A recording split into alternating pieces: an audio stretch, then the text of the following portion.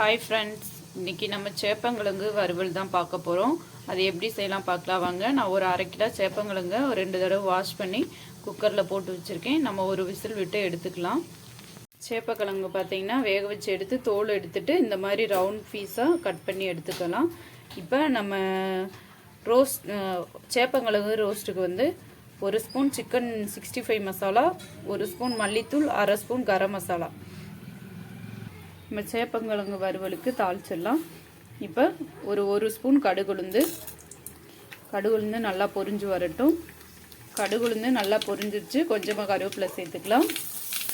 இது கூட நம்ம மசாலாவும் சேர்த்துக்கலாம். மசாலா சேர்த்துட்டு நல்லா இந்த எண்ணெயிலே வதக்கி விட்டுருங்க. இப்போ நம்ம வெட்டி வச்ச சேப்பங்கிழங்கையும் சேர்த்துப்போம்.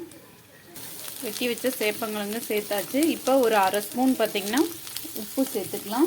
நான் சேப்பங்கிழங்கு வேக வைக்கும் போதே கொஞ்சம் உப்பு சேர்த்துருக்கேன், அதனால் கம்மியாக சேர்த்துக்கிறேன். நீங்கள் டேஸ்ட்டு பார்த்து உப்பு சேர்த்துக்கோங்க. இப்போ உப்பு சேர்த்ததுக்கப்புறம் மிக்ஸ் பண்ணி விட்டுறலாம். இப்போ கொஞ்சமாக பெருங்காயத்தூள்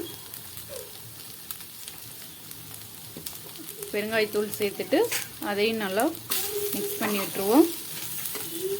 இப்போ எல்லா மசாலாவும் போட்டு நல்லா வதக்கியாச்சு.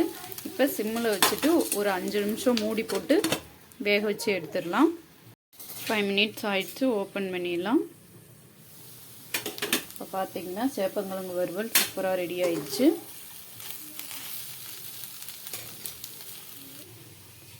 சேப்பங்கிழங்கு வறுவல் சூப்பராக ரெடி ஆயிடுச்சு.